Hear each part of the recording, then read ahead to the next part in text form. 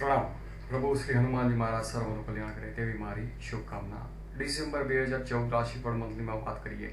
કર્ક રાશિવાળા જાતકો માટે ગ્રહોની શું ચાલ રહેશે, આ મહિનામાં ગ્રહોનું રાશિ પરિવર્તન શું અસર દેશે જોઈએ આપણે।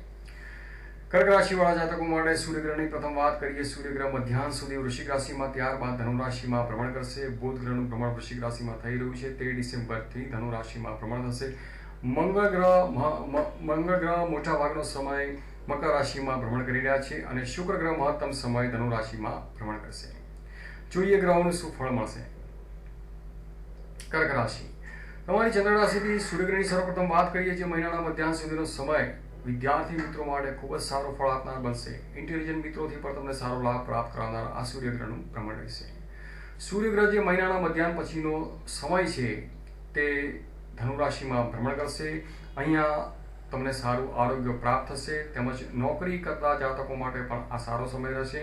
શત્રુ પક્ષથી પરેશાની ચાલી રહી છે, વિરોધ પક્ષથી પરેશાની ચાલી રહી છે, તો અહીંયા ઓછી થતી જણાશે। બુધ ગ્રહના ભ્રમણની વાત કરીએ। બુધ ગ્રહનું ભ્રમણ જે 13 ડિસેમ્બર સુધી તમારી ચંદ્ર રાશિથી પંચમ ભાવને પ્રભાવિત કરી રહ્યા છે। વિદ્યાર્થી મિત્રો માટે લાભદાયક પુરવાર થશે।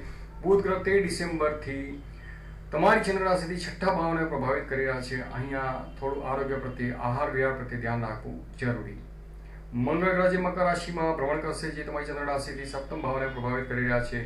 અહીંયા ખોટા ઉશ્કેરાટથી કે આવશ્યકથી મેરિટલ લાઈફમાં, લગ્ન જીવનમાં નાના મતભેદો થવાની સંભાવના વધે છે, તકેદારી રાખવી જરૂરી। શુક્ર ગ્રહ જે મહત્તમ સમય ધનુ રાશિમાં ભ્રમણ કરશે, તમારી ચંદ્ર રાશિથી છઠ્ઠા ભાવને પ્રભાવિત કરી રહ્યા છે। અહીંયા શુક્ર ગ્રહની દ્રષ્ટિ ખાસ કરીને તમારા નીચી મોશોકમાં એક્સપેન્સ વધારનાર બનશે, ખર્ચ વધશે, તેમજ ચિંતા અને બેચેની પણ વધી શકે તેવી સંભાવના દેખાઈ રહી છે। જોયું આપણે ગ્રહોનું ફળ। સબસ્ક્રાઇબ કરો અમારી channel. Thanks for watching our channel. ધન્યવાદ।